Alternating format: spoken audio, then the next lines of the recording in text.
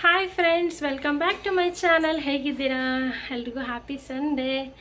ಇವತ್ತಿನ ವ್ಲಾಗಿನ ವಿಶೇಷ ಏನಪ್ಪ ಅಂತಂದರೆ, ನಾವೆಲ್ಲ ಹೊರಗಡೆ ಹೋಗ್ತಾಯಿದ್ವಿ. ರೀಸೆಂಟಾಗಿ ಅಪ್ಲೋಡ್ ಮಾಡಿದ್ದೆ ವಿಡಿಯೋ. ಸೀಮಂತ ಮಾಡಿದ್ದೆ ಫ್ರೆಂಡ್ಗೆ ಮಗು ಆಗಿದೆ. ಸೊ ಯಾವ ಮಗು, ಎಲ್ಲಿ ನೋಡೋಕೆ ಹೋಗ್ತಿದ್ದೀವಿ ಎಲ್ಲ ಹೇಳ್ತೀನಿ. ನನ್ನ ಜೊತೆ ಹಂಗೆ ನೀವು ಟ್ರಾವೆಲ್ ಮಾಡ್ತಾ ಬನ್ನಿ, ಓಕೆನಾ? ಹಾಗೆ ಥ್ಯಾಂಕ್ ಯು ಸೋ ಮಚ್ ಎಲ್ರಿಗೂ ನಿಮ್ಮೆಲ್ಲರ ಸಪೋರ್ಟ್ಗೆ. ಹೀಗೆ ಸಪೋರ್ಟ್ ಮಾಡ್ತಾಯಿರಿ. ನಂದು ಟಿಫನ್ ಆಯಿತು, ಹಾಗೆ ಕಂಟಿನ್ಯೂ ಮಾಡ್ತೀನಿ, ಓಕೆನಾ?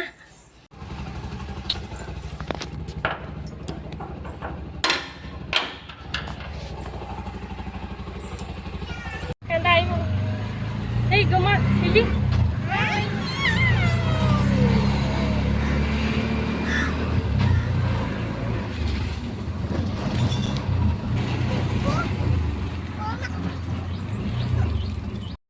ಮನೆಯಿಂದ ಹೊರಟ್ವಿ. ಇಲ್ಲೇ ನನ್ನ ತಂಗಿ ಮತ್ತು ನಮ್ಮ ಅತ್ತಿಗೆ ಮಕ್ಕಳು ಎಲ್ಲ ಹೊರಡಬೇಕು ಅಂತ ಅಂದ್ಕೊಂಡಿದ್ವಿ. ಸೊ ಹಂಗಾಗಿ ಅವ್ರನ್ನ ಪಿಕಪ್ ಮಾಡೋದಕ್ಕೆ ಅವ್ರ ಮನೆ ಹತ್ರ ಹೋಗ್ತಾಯಿದ್ವಿ. ಜಸ್ಟ್ ಒಂದು 2 ಮಿನಿಟ್ಸ್ ಅಷ್ಟೇ ಆಟೋದಲ್ಲಿ. ಅಲ್ಲೋಗಿ ಅವರನ್ನು ಪಿಕ್ ಮಾಡಿಕೊಂಡು ಆಮೇಲೆ ಹೊರಡೋಣ ಅಂತ ಅಂದ್ಬಿಟ್ಟು ನೋಡಿ ದರ್ಶನ ನೋಡಿದ ತಕ್ಷಣ ಫುಲ್ ಖುಷಿ ಅವಳಂತೂ. ಯಾರಪ್ಪದು? ಏನಿಬ್ರು ಒಂದೇ ಥರ ಹಾಕೊಂಡ್ಬಿಟ್ಟಿದ್ದೀರಾ? ಮನೆದು ಎಲ್ಲ ಹಾಕಿದ್ದೀನಿ. ಗ್ಯಾಸ್ ಆಫ್ ಮಾಡಿದ್ಯಾ? ಹಾಯ್, ತಪ್ಕೊಡ್ರಿ ಇಬ್ರು ಅನ್ಸುತ್ತೆ. ಅಗಳು ಬಾದಿಯಾ?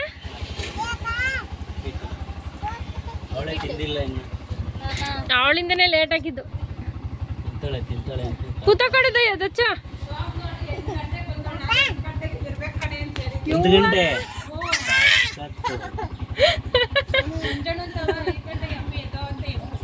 ಅಪ್ಪಂಗಂತ ಪುತ್ತ ಕಡೆ ಅದು ಬಸ್ಸಿಗೆ ಬಂದಿರೋದು ಅವಳು 8 ಗಂಟೆಗೆ. ನೋಡ್ಲಾ ಈ ಕಡೆ ನೋಡು. ಹಾಗೆ ಎಲ್ಲ ಹೊರಟಿವಿ. ನಾವು ಹೊರಟಿದ್ದು ಸಂಡೇ. ಯಾಕಂತಂದರೆ ಸಂಡೇ ಅಂದರೆ ಟ್ರಾಫಿಕ್ ಕಮ್ಮಿ ಇರುತ್ತೆ ಅಂತ ಅಂದ್ಬಿಟ್ಟು ನಮ್ಮ ಇದು ಗೋಂಟಪಾಳ್ಯ ಸಿಗ್ನಲಲ್ಲಿ ಜಸ್ಟ್ 100 ರುಪೀಸ್ ಅಂದರೆ ತಗೊಳ್ಳಿ ಅಂತ ಹಿಂಸೆ ಮಾಡ್ತಾಯಿದ್ರು. ನನ್ನ ಮಗಳು ಹಠ ಮಾಡ್ತಿದ್ಲು, ಅದು ತೊಗೊಂಡ್ರು ಏನೂ ಯೂಸ್ ಇಲ್ಲ, ಅವಕ್ಕಿನ್ನೂ ಜೋಡಿಸೋಷ್ಟು ಮೆಚುರಿಟಿ ಇಲ್ಲ ಅಂದ್ಬಿಟ್ಟು ಬೇಡ ಅಂತ ಸುಮ್ಮನಾದ್ವಿ. ಸೊ ಹಂಗೆ ಸಿಗ್ನಲ್ ಪಾಸ್ ಮಾಡಿಕೊಂಡು ಅಲ್ಲೊಂದು 10-15 ಮಿನಿಟ್ಸ್ ವೆಯ್ಟ್ ಮಾಡಿದ್ವಿ ಸಿಗ್ನಲಲ್ಲಿ. ಆಲ್ಮೋಸ್ಟ್ ನಾವು ಬೆಂಗಳೂರಲ್ಲೇ ಎಲ್ಲಾದರೂ ಹೋಗಬೇಕು ಅಂದರೆ ಸಂಡೇ ಮಾತ್ರ ಪ್ಲ್ಯಾನ್ ಮಾಡ್ತೀವಿ. ಯಾಕಂದರೆ ಫುಲ್ ಟ್ರಾಫಿಕ್ ಫ್ರೀ ಇರುತ್ತೆ. 0 ಟ್ರಾಫಿಕ್ ಇರೋದ್ರಿಂದ ಸ್ವಲ್ಪ ಟೈಮು ಸೇವ್ ಆಗುತ್ತೆ, ತಲೆನೋವು ಕಮ್ಮಿ ಆಗುತ್ತೆ ಅಂತ.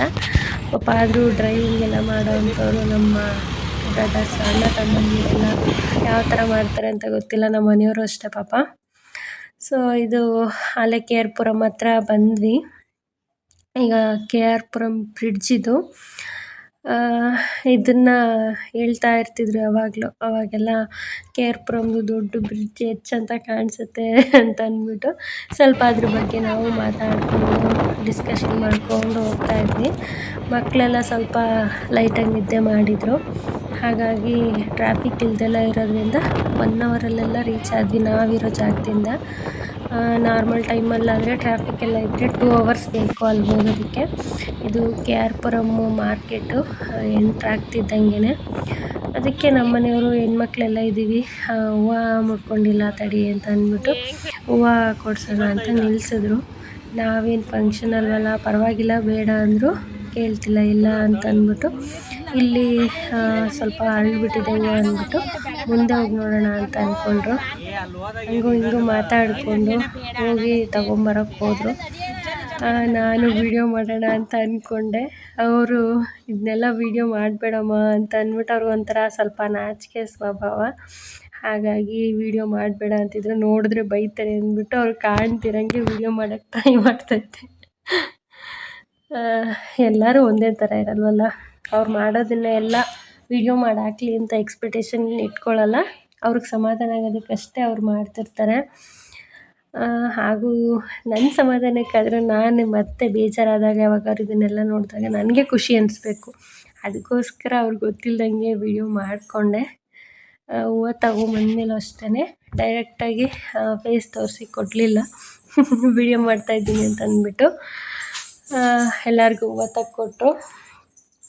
ತಗೊಂಡು ಅಲ್ಲಿಂದ ಹೊರಟ್ವಿ ನಾವು.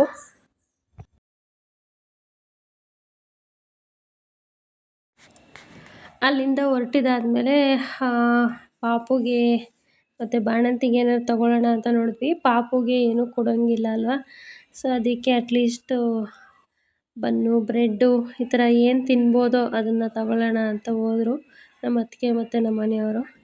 ನಾವು ಆಟೋದಲ್ಲೇ ವೆಯ್ಟ್ ಮಾಡ್ತಾಯಿದ್ವಿ. ಎಲ್ಲರೂ ಅಲ್ಲೇ ನೋಡ್ತಿದ್ರು ದರ್ಶನ. ಆ್ಯಂಡ್ ತಿನ್ನಕ್ಕೆ ಏನಾದ್ರು ಕೊಡಿಸ್ಲಿ ಅಂದ್ಬಿಟ್ಟು ಮಕ್ಕಳಲ್ವ, ಕೇಕ್ ಬೇಕು, ಅದು ಬೇಕು, ಇದು ಬೇಕು ಅಂತ ಸಿಕ್ಕಾಪಟ್ಟೆ ಹಠ ಮಾಡ್ತಿದ್ರು. ಅವ್ರು ತೊಗೊಂಡು ಬರೋ 10 ನಿಮಿಷದಲ್ಲೇ ತಲೆ ಕೆಡ್ಸಾಕ್ಬಿಟ್ರು ನಮಗಂತೂ. ಅಯ್ಯೋ ದೇವರೇ, ಮಕ್ಕಳನ್ನ ಈ ಅಂಗಡಿಗಳ ಮುಂದೆ, ಬೇಕ್ರಿಗಳ ಮುಂದೆ ಕರ್ಕೊಂಡು ಹೋಗ್ಬಿಟ್ರಂತೂ ಪ್ರಾಣ ತಿಂದ್ಬಿಡ್ತಾರೆ ಅದಾಗೆ. ಅದನ್ನು ಕೊಡ್ಸೋದಕ್ಕೇನಿಲ್ಲ, ಕೊಡಿಸಿದ್ರೆ ಊಟ ಮಾಡಲ್ಲ, ಇಲ್ಲ ಅದನ್ನೇ ಊಟದ ಥರ ತಿಂದ್ಬಿಡ್ತಾರೆ. ನೆಕ್ಸ್ಟ್ ಡೇ ಎಲ್ಲ ಹುಷಾರು ತಪ್ಪಿಬಿಡ್ತಾರೆ. ಇಲ್ಲ ಐಸ್ ಕ್ರೀಮ್ ಬೇಕು, ಬಿಸ್ಕೆಟ್ ಬೇಕು ಅಂತಾರೆ. ಏನು ಮಾಡೋದು ಅಂತ ಗೊತ್ತಿಲ್ಲದಲ್ಲ ಹಂಗೆ ಸಮಾಧಾನ ಮಾಡಿಕೊಂಡು ಆಟೋದಲ್ಲಿ ಇಬ್ಬರನ್ನೂ ಹಿಡ್ಕೊಂಡಿದ್ದೆ, ನಾನು ನನ್ನ ತಂಗಿ ಇಬ್ಬರೂ ತಗೊಂಡು. ಅವರಿಬ್ಬರು ಅಣ್ಣ ತಂಗಿ ತುಂಬ ಡೀಪ್ ಡಿಸ್ಕಷನ್ ಮಾಡ್ತಾಯಿದ್ರು, ಏನು ತಿನ್ನೋಕೆ ಕೊಡ್ಸೋಣ, ಏನು ತಗೊಂಡೋಗೋಣ ಅಂತ. ಕೊನೆಗೂ ತಿಂಡಿ ಎಲ್ಲ ತಗೊಂಡು ಹೊರಟ್ವಿ. ಹಾಗೂ ಏನು ಬೇಕು ತಿನ್ನೋಕ್ಕೆ ಅಂತಿದ್ರು. ಇನ್ನು ಅಲ್ಲೇ ತಿನ್ಕೊಂಡು ಕೂತ್ಕೊಂಡ್ರೆ ಟೈಮ್ ಆಗಿಬಿಡುತ್ತೆ, ಬಿಸಿಲಾದರೆ ಕಷ್ಟ ಅಂತ ಅಂದ್ಬಿಟ್ಟು ಬೇಗ ಮನೆಗೆ ಹೋಗಿ ಸೇರ್ಕೋಬೇಕು ಅಂತ ಬಂದ್ವಿ. ನಾವು ಪಾಪು ಇದ್ದಿದ್ದ ಮನೆಗೆ ರೀಚ್ ಆದ್ವಿ.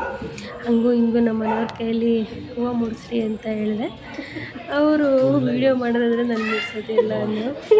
ಇಲ್ಲ ಮಾಡ್ತಿಲ್ಲ ಅಂತ ಅಂದ್ಬಿಟ್ಟು ಅವ್ರಿಗೆ ಗೊತ್ತಿಲ್ಲದಂಗೆ ವೀಡಿಯೋ ಮಾಡ್ಕೊಂಡು ಅದಕ್ಕೆ 2 ಏಟು ಸರಿಯಾಗಿ ಕೊಟ್ಟರು.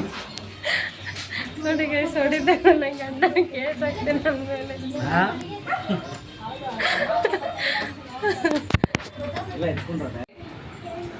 ಆಮೇಲೆ ಮನೆಗೆ ರೀಚ್ ಆಗಿದ್ದ ತಕ್ಷಣ ಪಾಪನ ಎತ್ಕೊಂಡೆ. ಹೆಣ್ಣು ಪಾಪು ಆಗಿತ್ತು, ಫುಲ್ ಖುಷಿ ಆಯಿತು. ನನ್ನ ಫ್ರೆಂಡ್ನು ಕೂಡ ಮಾತಾಡಿಸ್ಕೊಂಡು ಹೋಗಿದ ತಕ್ಷಣ ಫಸ್ಟೇ ಎತ್ಕೊಂಡೆ. ಒಂಥರ ಫಸ್ಟ್ ಹೋಗಿದ ತಕ್ಷಣ ಎತ್ಕೊಳ್ಬೇಕು, ಮುದ್ದಾಡ್ಬಿಡ್ಬೇಕು ಅನ್ನೋಷ್ಟು ಆಸೆ ಇತ್ತು. ಹೋಗಿ ಎತ್ಕೊಂಡು ಸ್ವಲ್ಪ ಸಮಾಧಾನ ಆಗೋವರೆಗೂ ಎತ್ಕೊಂಡಿದ್ದೆ. ಆಮೇಲೆ ಬೇರೆಯವ್ರ ಕೈ ಕೊಟ್ಬಿಟ್ಟು ಮಾತಾಡೋಕ್ಕೆ ಸ್ಟಾರ್ಟ್ ಮಾಡಿದೆ.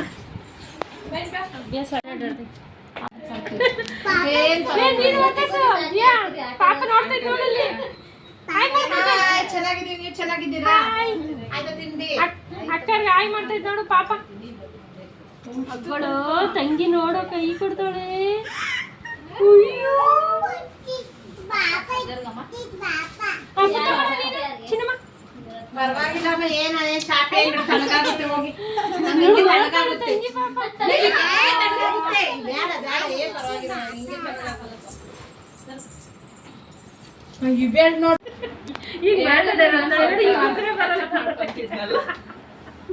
ಈಗ ನೀವೆಲ್ಲ ಹಾಕ್ಬಿಡ್ತೀಯಾ? ಹಾಕಲ್ರಪ್ಪ. ನೋಡಿ ಫ್ರೆಂಡ್ಸ್, ನಾವಿವಾಗ KRP ಬಂದಿದ್ದೀವಿ. ಆ ಶೋಭು ನೋಡಿ, ಶೋಭು ಸ್ವಲ್ಪ ಶಿಸ್ತಾಗಿ ಕೂತಿದ್ದಾಳೆ ಫ್ರೆಂಡ್. ಅವಳು ಈ ತರ ಇರಲ್ಲ, ನಗ್ಬಿಟ್ರೆ ಅಂತಾಳೆ.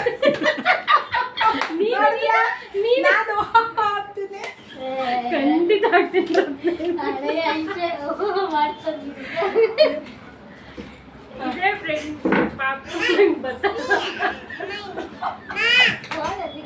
ನೋಡಿ ಫ್ರೆಂಡ್ಸ್, ನಾವು ಪಾಪು ನೋಡಕ್ಕೆ ಅಂತ ಬಂದಿದ್ದು. ಯಾವ ಪಾಪು ಗೊತ್ತಾ? ಹೆಣ್ಣು ಪಾಪು ಇದು.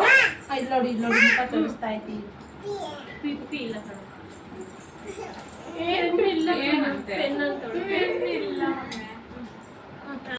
ಹಾಗೆ ಮಾತಾಡಿಕೊಂಡು ಟೈಮ್ ಆಯಿತು ಅಂತ ಅಂದ್ಬಿಟ್ಟು ಊಟ ಮಾಡಿದ್ವಿ.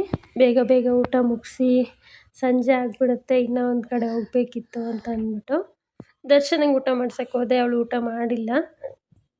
ಆಮೇಲೆ ಇಬ್ರಿಗೂ ಮಕ್ಕಳಿಗೆ ಒಂದೇ ಸರ್ತಿ ತಿನ್ಸೋಣ ಅಂತ ಅಂದ್ಬಿಟ್ಟು ಸುಮ್ಮನಾದ್ವಿ. ಫಸ್ಟು ನಾವು ತಿಂದ್ವಿ, ಯಾಕಂದರೆ ಅವ್ರು ಬೇಗ ಮುಗಿಸಲ್ಲ ಅಲ್ವಾ.